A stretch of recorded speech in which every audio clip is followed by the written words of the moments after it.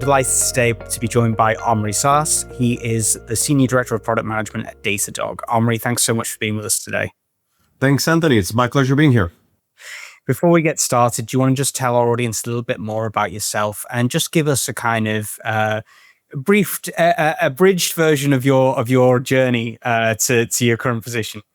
Happy to. Like you said, formally, I'm a Senior Director of Product Management here at Datadog. Today, I oversee many of our AI products. So Bits AI is the kind of name that we give our suite of generative AI capabilities that help users detect, investigate, remediate, and kind of interact with Datadog in an AI fashion. So that's kind of the scope that I oversee. I've been with Datadog for 7 years, just over 7 years. I started my tenure working on our application performance monitoring suite. I helped out with database monitoring, data streams monitoring, our internal developer portal as a offering for customers. And through my tenure, worked on most of the application observability tooling that we had. Before that, I actually used to work for the New York Times, in particular Wirecutter, which is one of their subsidiaries. Interestingly, based out of the same building. So I've been working out of the New York Times building for about 9 years at this point. And before that, I used to build data products for Hearst Media. And before that, I didn't have gray hair. So, that's relevant for us these days. Yeah. It's been hard earned, that gray hair. I know where you're coming from, definitely. All right, well, let's get into Bits AI then and sort of why we are talking about this today then. And one of the big challenges I think a lot of people can see is that development teams are just having to move faster than ever. And I think that what I would really like to know is what does that actually look like from the operations side in particular? Sort of what's changed in practice for people who are trying to keep those systems running? So to your point, code is clearly being written faster, and it's being written faster with less kind of human domain expertise on top of it. And so with that, there's more pressure to release more. People want to take their code to production. And we're seeing that's also, it's not new, right? AI is definitely accelerating it, and it's accelerating it in a way that yields brand new things happening. We'll talk about production in a second. But this idea of accelerating development is not new, and it's been happening for a long time. And so that's one part. The other part is the delivery process itself. How does that code get into production? We're starting to see AI in the delivery process. There's AI code reviewing. There are some cases where we're seeing, AI-based testing that helps prevent issues from going out to prod, sandbox environments, impact analysis. But all of these are pretty new. They're nascent. There's not new practice for AI-based testing. What that means, though, is that there's more code running in production that changes more often and has less expertise. There is generally less expertise around what that code does. And that means that everyone needs better operations. There still are production incidents happening. There are still businesses and users that are impacted by performance degradation or bad code being deployed or any of the things that kind of cause people to go into firefighting mode around their software. And that brings in kind of AI in the incident response flow, or AI to help resolve an incident. Basically, there are more incidents happening because there's higher velocity, and that actually offsets a lot of the gains from AI because humans, as well as their AI companions, have to deal with kind of managing production or dealing with incidents and not focusing on what's most important, which is, building new functionality, better services, basically building a business or a digital business. Yeah. So that's the big challenge, I think, is then that no single person or even a group of people can sort of keep track of every line of code all the time working at high velocity. Can you sort of give us maybe a little bit of a cautionary tale almost, or you could draw from your own experience? What does an incident look like, a particularly problematic one, in your opinion? So A particularly problematic incident is an incident that happens somewhere in a complex system. And to you, the point earlier, one of the things that happen with faster code delivery is that systems become more complex. And again, it's not new. We've moved from potentially convoluted monoliths, but that were contained to kind of one place into highly distributed systems. We moved from from bare metal to virtual machines, to containerized environments, to serverless environments, and so on. We're moving to even newer things. The world is becoming more complex, more hybrid, more diverse in the nature of what's running. Figuring out something that is very in the nitty gritty becomes harder. So if I have change in a data contract, or an AI that decides to be malicious and poke holes at an API layer, we're going to see weirder behaviors that are very, very difficult for us to troubleshoot. And so we're kind of seeing these types of new issues or new incidents kind of popping up for our customers. Yeah, absolutely. And you've mentioned something about, with having to move at such a speed as well, employing AI to write code. Maybe people don't necessarily have the expertise, did you say, to sort of diagnose the problem? Exactly. So the AI, there's a lot of really good AI tools right now to write code. There aren't a lot of great AI tools out there, or it's not standard practice yet to manage or to operate that code. And so humans are still very much needed in that process. Obviously, I'm here to talk about how that's changing, but it's still in the infancy. Like, we're still in the kind of first and second waves of that. Okay. So obviously it can take a long time. It can be very costly for teams to sort of have to diagnose these problems, as I was talking about, have to go through and investigate. Can you talk about what effect that has on a team? Or from sort of again, in terms of like kind of cost, time lost, money, resources lost, and confidence as well. Yep. So you kind of hit it. And again, this isn't new, right? Like production incidents have been happening since the start of software that backs actual businesses and digital businesses. It's been accelerating for a while. It's really exploding with AI. And the kind of point of that, though, is that we're seeing more and more teams adopt a DevOps mentality. And I don't want to go into the definition or all the verbiage that's been written about what that means. I kind of mean a situation where the teams that write the code also operate it. That's kind of the either the enablers or the byproducts, again, depending on like which side you are on, of very complex systems. The complex systems allow separate ownership of different components. And so these incidents where someone may not have expertise in someone else's system have already existed. With AI, we're seeing more and more situations where people don't necessarily have expertise in every line of code or every failure mode of their own system. And they really do require AI assistance along the way. And that's, I think, kind of where we're going. So to your point, it now becomes harder to detect when an issue is happening. It's harder to investigate an issue in a complex environment, and then figuring out the best either mitigation or remediation. Do I want my system to go back to green and deal with the root cause later, or am I trying to like actually figure out the root cause and give a kind of full fix in the moment?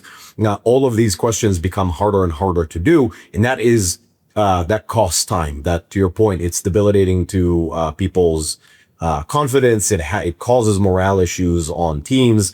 People generally don't enjoy doing that over, for example, writing software. That's what most people in tech prefer doing over the firefighting. That firefighting is something that tends to cause burnout to a lot of people. Yeah, absolutely. Yeah, I can definitely see that. I think, too much putting out fires, I think, definitely destroys innovation and creativity in the end. I think 100%. Yeah, I can totally see how that would be a problem. So that brings us to Bits AI then. Let's talk about the origins then, just the first conversations around that, and how that was linked to problems you were encountering. Let's get the origin story. This one's kind of funny because we've been talking about some flavor of AI-based investigation, detection, remediation, incident response for many years. And we've had the if you look at observability or AI ops as fields that have existed for quite a while, and these are just new names for kind of practices that have existed for a very long time. We've always tried to have something. But if we want to talk more about bits, and I'm going to use a word that might be a bit passé these days, but generative AI, right? Like, so I think, well, that's what we used in 2023. Don't hear that much anymore now. Exactly. The language is adapting very quickly here.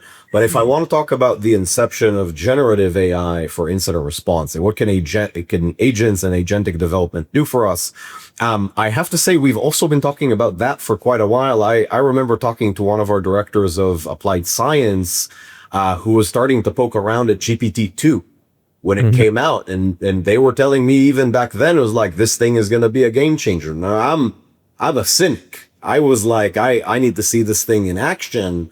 But those conversations started very early, and there's no like one person that we can point to or one conversation that's like, here's where it started.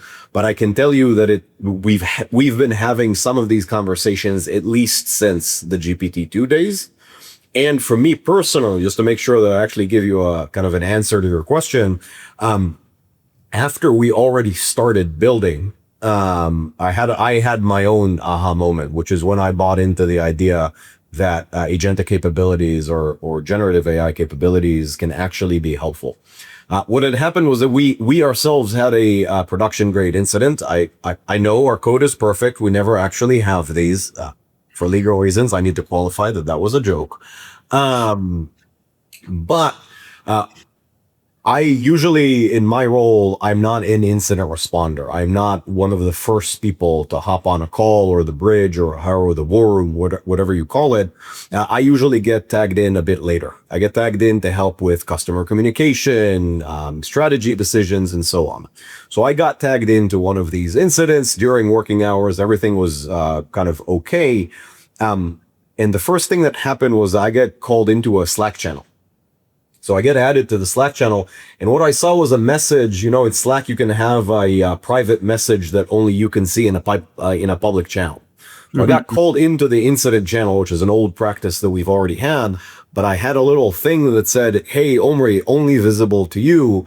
Here's what's been going on in this incident. So I read through the 2 paragraphs of the summary that have kind of happened, and then I hopped onto the Zoom bridge that we had open. And instead of doing what usually happens in that situation, we're just telling everyone to stop and say, hey, the guy from product is here.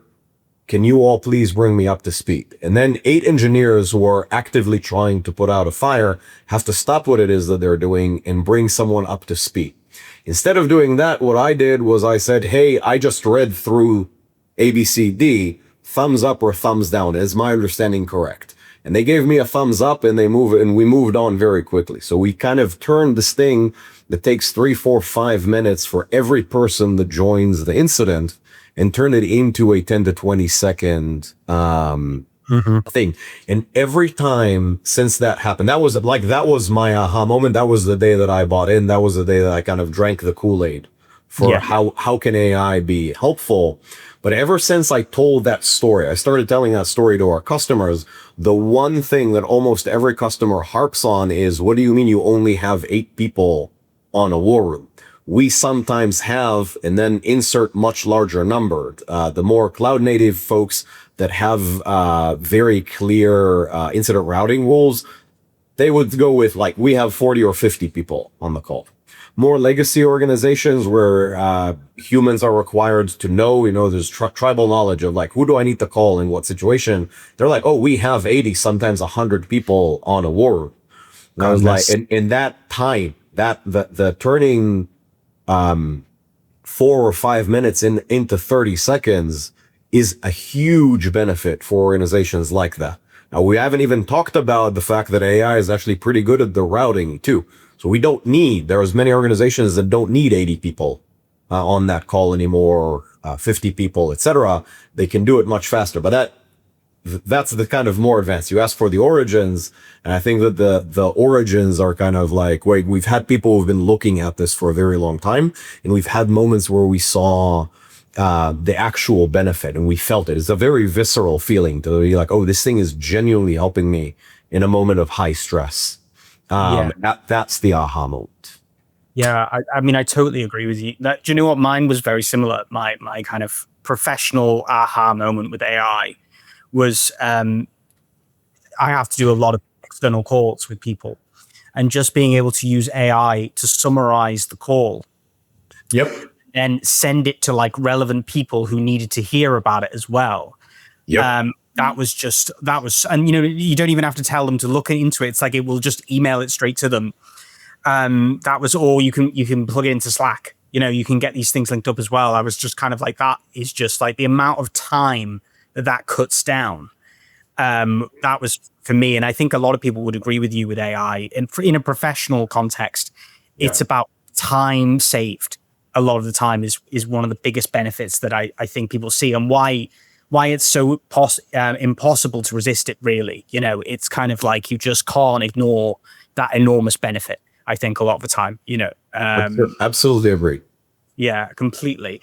Okay, so let's talk about what Bits AI actually does then, particularly during an incident. From the moment something is flagged, what does that investigation, that kind of detection investigation loop look like?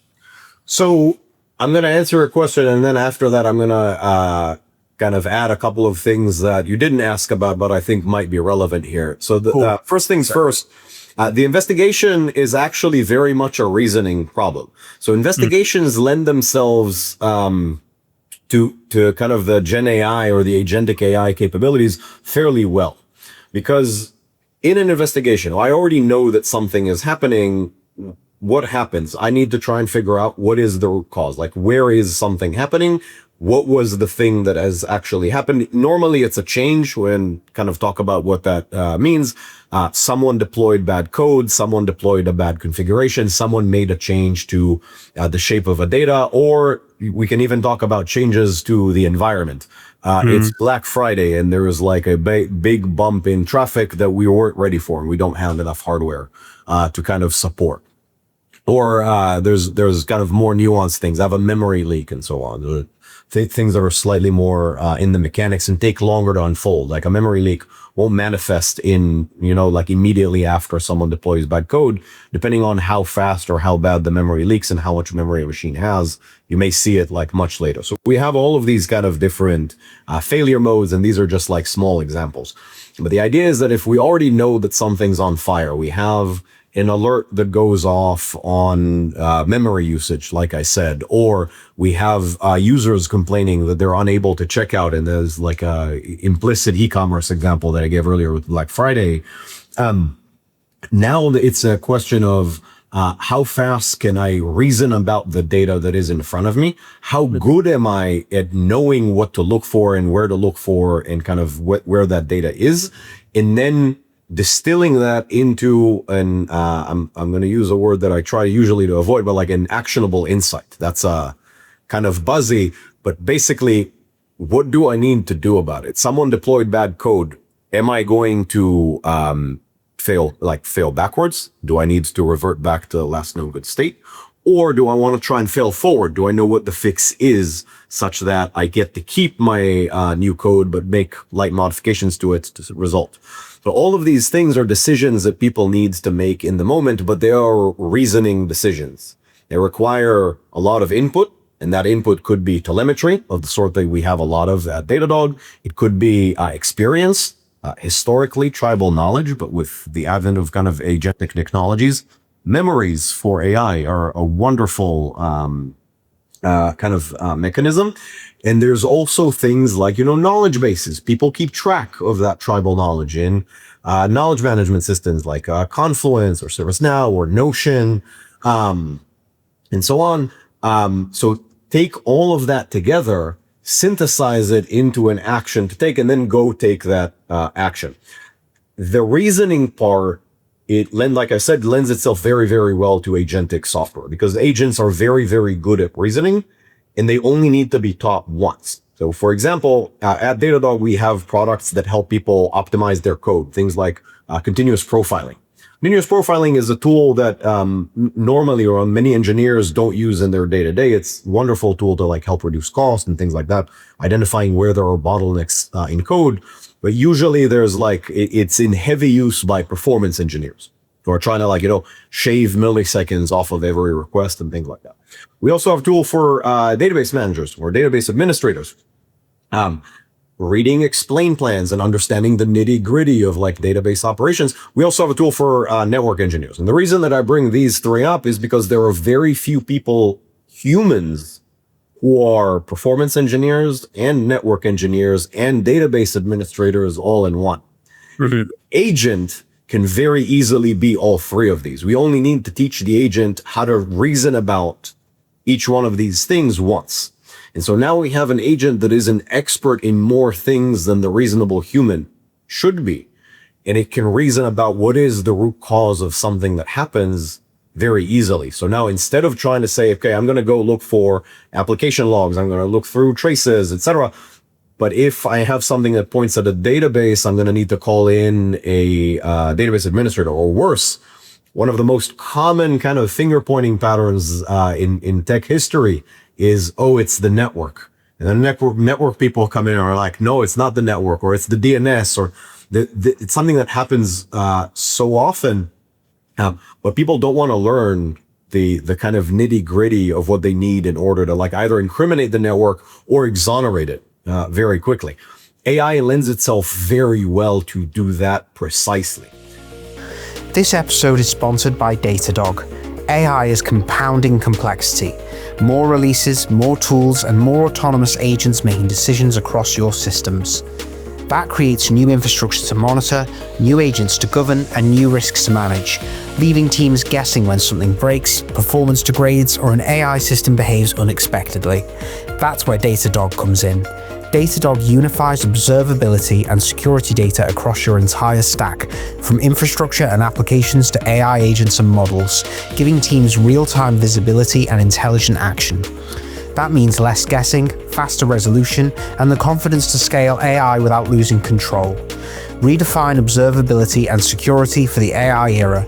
Start your free trial at datadoghq.com. That's datadoghq.com.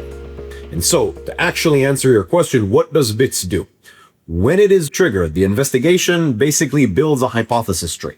So it says, I will now look at all of my past knowledge, all of the knowledge bases that are available to me, in the massive telemetry, and is very good at all of these things, in particular telemetry. That is our bread and butter as a company. So it looks at all of these things, it forms a set of hypotheses, and then it runs through them very, very quickly, yielding a kind of highest confidence answer. And then it says, this is the root cause.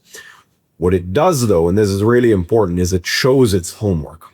It has this tree diagram that is very, very popular among our users, where it shows, here are all the hypotheses that I've looked at. Here are the ones that I have extremely high confidence are incorrect. Do not waste your time trying to figure out if it was a DNS failure or something like that. Mm-hmm. Here's the one that I have the highest confidence in, and here's the action that I think you should take. And then that's where we are today. It's still human in the middle. We do have a few actions that are like one click, like, hey, unleash me, like, let me go, let me at it. But humans still don't trust agentic systems enough to go and modify production without intervention. We're building towards that. We're trying to build the right guardrails for that. We're trying to build the right kind of tooling towards that, but we need to build something that is safe enough, and our users need to develop the right level of trust. And so we're working towards that with users, obviously, there. So BITS builds that hypothesis tree, runs through every one of the kind of options that it has, yields the most likely root cause, and then tells the user, here's what I think you should do, and here are the best shortcuts that I have for you to go and do that. And then a user would come in and then either take that action, again, in that like one-click example, or start to engage with the investigation. Hey, I would like to know more about one of these things, or I will like open up the investigation tree and dig into one of the hypotheses that might be lower confidence. So look at that. The nice thing, though, is that most of our investigations take about 4 minutes.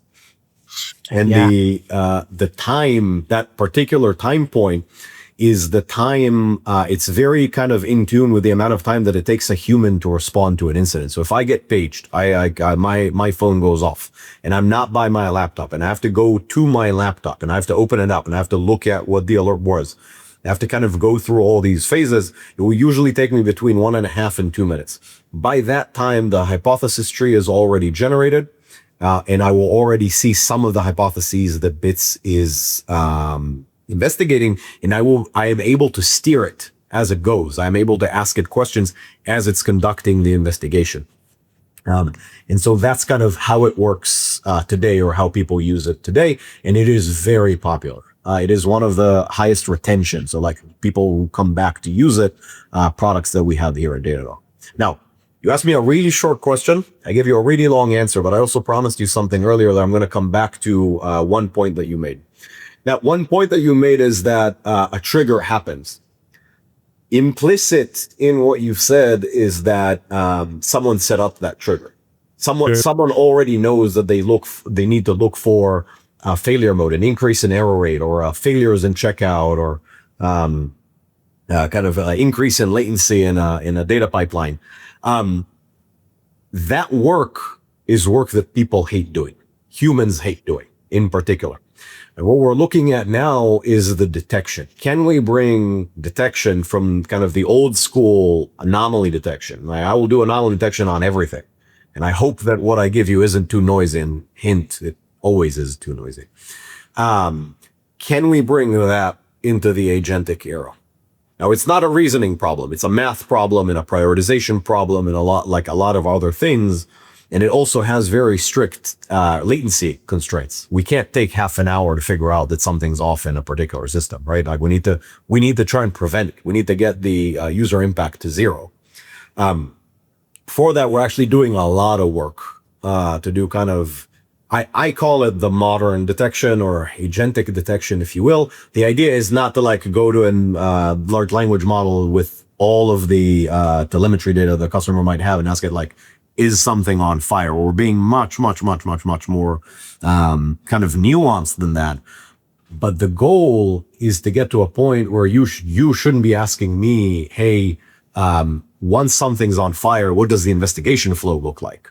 The goal is to get to a point where Datadog does the operations completely and say, hey, Datadog has found that there is a change and we are investing kind of a progressive investigation. This thing matters or does not matter. It doesn't matter. We're going to let it be. We're not going to spend any tokens on it. We're not going to like waste your money. We're not going to waste our own money on that, but we're going to do it very, very quickly. When we do that, then we get to go into this full investigation mode that I just told you, and then yield kind of the very advanced root causes. We may also find that there are very cheap remediations or cheap mitigations to do, and we don't need 4 minutes of an investigation. Say, hey, I've a memory leak. I'm not going to solve it right now, but can someone recycle the containers? Let's just do that. Great. So that's definitely something that we're working with our customers on. I'm personally very proud of where we are. We're seeing some like very positive early results off of that. So. Yeah, I especially love what you were saying about the full delineation of the hypothesis. I think that's the thing that I can see why that would lead to such high retention. I think one of the problems that people have with AI a lot of the time is that, it will tell you something with such confidence, right? And kind of, you have to then sort of, you have that question of like, yeah, but how did you get there? That's always the question. And even when I'm using like LLMs, I often ask it now when it's working something out for me, I'll say like, can you show me exactly how you did that? Because I want to know that I can trust what you're doing here, or the diagnosis that you've given me or the solution that you've given me. So the fact that that's baked into what you're doing, I think is really, really fantastic. Yeah. I have to say this, but we've learned this the hard way, right? Like that, the hypothesis tree is something that like we like iterated our way into, and like we had to build and we had to figure out, but explainability is 100% the foundation for trust. So like explainability, and when we start to move more into autonomous action, it's explainability and guardrails. I can trust the system to make changes for me, because I know that it cannot make changes that are completely cockamamie, or it cannot waste Well, I cannot bring my system down that also like can't burn all my money. I can't like scale up until I run out of money. And so that's how we're kind of iterating on this like cycle of trust and earning more and more of it of our users. But the bar is, to your point, is very high. And we really have to show the homework as we go. And it can't be just like walls of text. People don't read those. It's like, great that it's there. Has to not be a hallucination, but needs to be valuable and useful and kind of the right thing at the right moment. That hypothesis tree is definitely one of those things. Yeah, I love that. I mean, the hypothesis tree, like you said, very visual as well. You know, it's like digestible. That's a really good point as well, I think, is that like sometimes you can show people exactly how you got there, but if it's not digestible and people don't have a lot of time, they're probably not going to look through it, you know? They might ask another AI to summarize it for them. Exactly. Well, you know, precisely. Yeah, that's what I'd do. I'd copy and paste it into Claude or GPT or whatever it is, and say, like, look, can you explain what this means? But if you can cut that out, you know, that's great. No, I think it's brilliant. Let's talk a little bit more about that. Then you've talked quite a bit about trust and autonomy, but there is that tension, isn't there, between moving fast and efficiency and trust.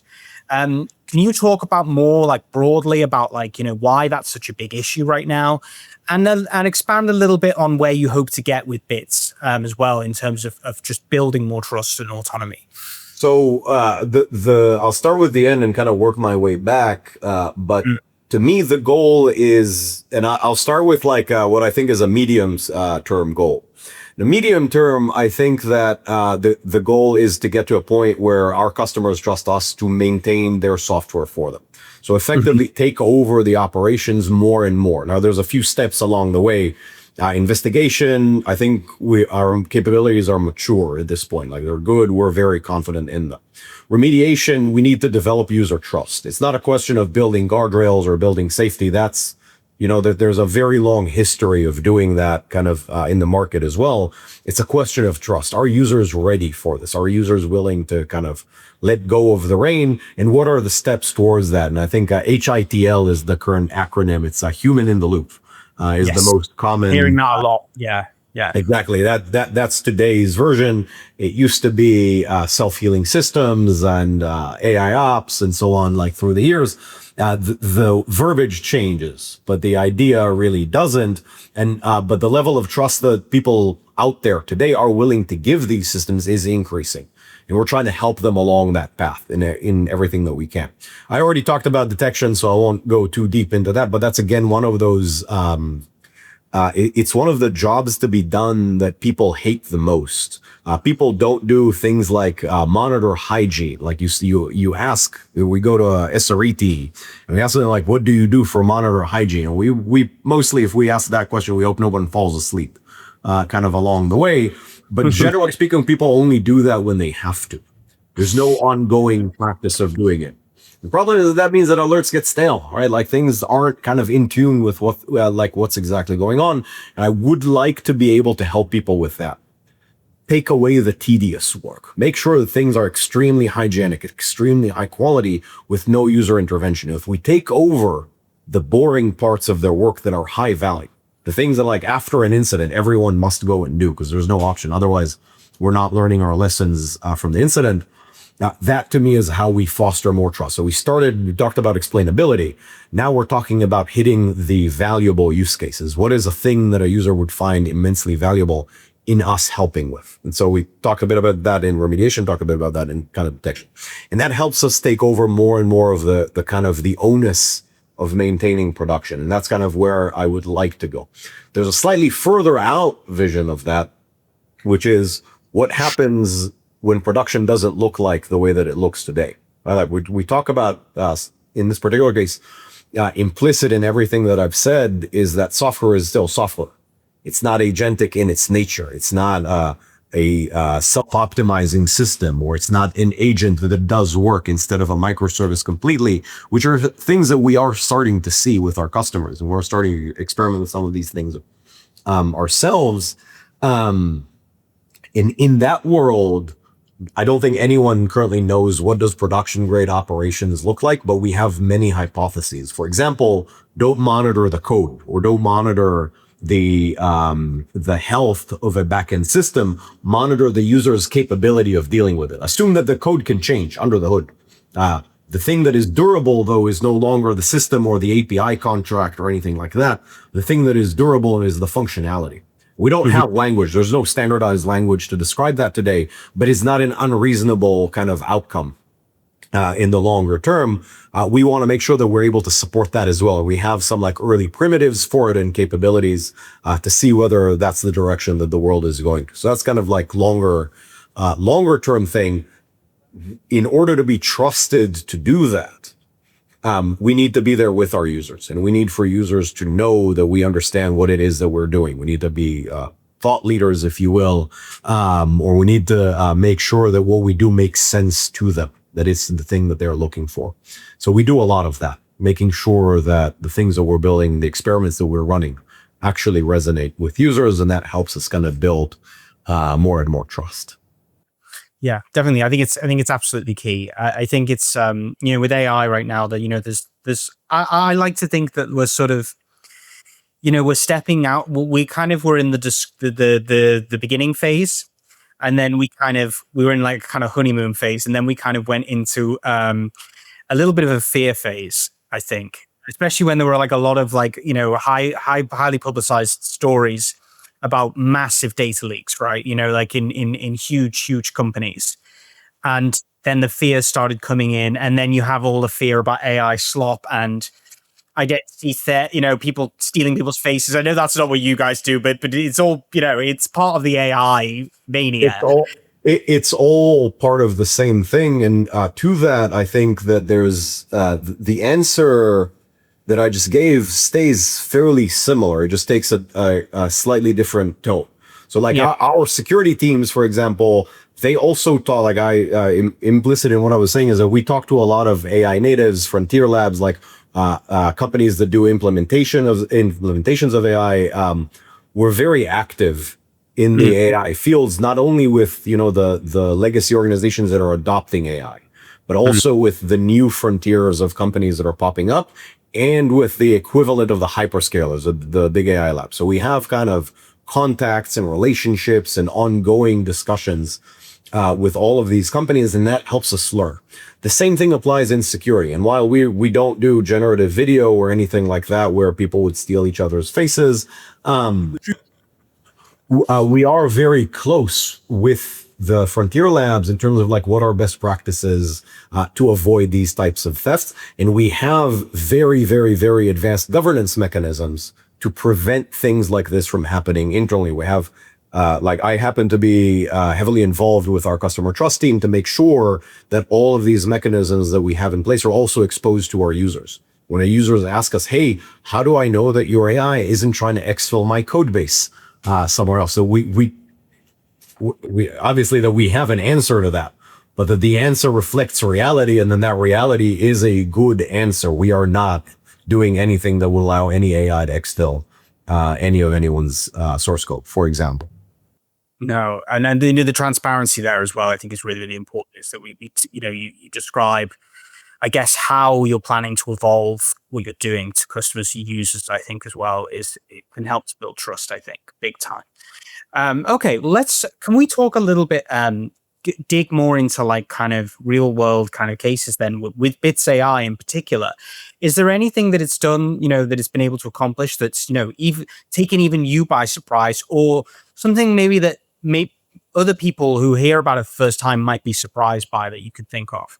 Yeah. So one thing I have to say, we have this externally facing website. Like you can go on a website called updog.ai right now, and all the like what's up dog jokes notwithstanding, our CEO suggested that we buy the domain for updog, causing a bit of an internal stir, but I'm very happy that we did it. Updog.ai is kind of an equivalent to Down Detector or things like that, but it uses the telemetry data that we collect in an aggregate, anonymized fashion to see whether the most popular third-party services out there are up or down. So like the things that we know our users care about and set up monitoring against and so on. And we do that with extremely low latency. And so there's at least one kind of gaming company, very well known one, but I'm not allowed to name them, where that capability and everything that we do, not publicly, but like for users, we identified an outage with one of the hyperscalers 40 minutes before they put it on their own status page. And that's kind of the nice thing. So for that, I'll tell you the thing that I wasn't expecting. That customer of ours wasn't expecting for us to be faster than the hyperscaler in their status page. But the thing that I wasn't expecting, I thought the hyperscalers and the companies that we list on that page would be upset because we're giving them like a little green, red, are you okay? Are you not okay? Instead, not only are they mostly happy with that, like we've not had any complaints. We've had a lot of customers or other vendors ask us, what does it take to be on now? That one, by the way, I've had to go and disappoint a whole bunch of vendors in that space because we don't charge people to be on that. We also don't pay them to be on that. It's a question of what telemetry exists. It's a popularity contest of sorts, or the opposite. It's a fear contest. Of sort. So what's on there are the things that we know our users care about the most. And that's kind of how it goes. And that's something that I definitely didn't know going in there. I myself was fearful that we would get, like a nasty legal notice that says, hey, don't do this. But people are happy that we're doing this. So yeah, absolutely. Yeah, I can see why, definitely. So what do you think then, with what it can do currently with Bits AI, what do you think is an opportunity maybe that's still waiting to be unlocked? Oh, I think that there's still a lot. And I think a lot of it boils down to the opportunity is to get people to trust more and more of their operations to AI. I think once we get the core, hey, production is on fire, we can go beyond that and we can do daily maintenance. So like right sizing machines and restarting stale machines and things like that. These are things that we can evolve into. And then over time, cost optimization, performance optimization, things like that would kind of evolve until we get to a point where AI takes over more and more of the kind of boring parts of running a digital business. I think that's kind of one of the big opportunities, but that kind of baked into that are a lot of ideas connecting business metrics to what AI optimizes for, connecting cost metrics into what AI is optimizing for, improving knowledge management and optimizing understanding and how humans can interact with what's going on. I think that there are big opportunities there. And then finally, user experience. While everyone loves a good chat interface, your point earlier, visuals tend to go a long way. And so I also think in generative user experience and there's a lot to be done in making sure that it's not just all walls of text all around. Yeah, absolutely. No, that can make a huge difference. I mean, it's all about friction, isn't it? In the end, it's if you can move out friction as much as possible, that's what AI is all about, or at least in professional terms, that's what we're trying to do all the time. If you're creating more work for people, then AI, the AI solution, and then take it to another AI solution to check that, it kind of defeats the whole purpose of it, doesn't it? In the end, yeah, definitely. I completely understand where you're coming from there. Yeah, well, it's very exciting, definitely, and I love what you're saying about just daily maintenance. This is the thing, in every aspect of life, I think. Even before pre-tech age, that we probably never did enough of, and then until things are on fire, and it's and the fact that they can pick up the slack there, I think that's very, very exciting, definitely, because then we're avoiding catastrophes, aren't we, and avoiding crises, and then we can look forward to the future, and have new ideas and look into just like you were saying then, user experience, things like that. Once you get past, it's running those jobs every day that stop you from having to put out fires, then you can start looking into things like that, can't you? And I think that's really exciting, definitely, from my perspective. Definitely. Okay then. So what do you think then going forward? For sort of engineering ops leaders, want to know how AI can fit into their stack. What do you think? What would be your honest advice on where to start with that? So for anyone who's not UO, coding agents, I would say is probably the easiest answer. But to not be totally cliche, I do think that after coding agents, the kind of most mature capability where we see the most adoption, most consistent one is investigation. Like if you're working at a company and you're building a thing and you now have more AI kind of loose in helping you build, investigation is probably where you're going to get the most bang for buck. Just Yeah. start asking AI, hey, what's going on here? Instead of me digging into the telemetry, just ask the AI like, hey, what's up? Yeah, definitely. Yeah. Okay, so let's end with a kind of little light-hearted question. What is the one thing that you wish you'd known before you got into your current career that that you could go back and tell yourself 5 years prior? What would it be? Oh man. Um, what would I have wished I'd have known? Um, Honestly, the doing the operations side is so much fun. While I'm gray because of it, I do actually love every moment in doing it. In that it never gets old. Like there's always something new to go and learn and to go and do. That's really, I love that. It's a real, never get bored can be like a bit of a glass half full way of like we're always panicking. But yeah, I know what you mean. Definitely. Yeah. That's what I love too. For sure. And what I do. Well, thanks so much for your time today, Omri. If people want to find out more about you or about Bits AI, where should they go? First things first, you go on datadoghq.com. Like there's everything there about bits. And usually if you go through any of our accountings or things like that, they know exactly where to find me in the product team. We're always available to help a customer out. Thanks so much, Omri. It's been a pleasure.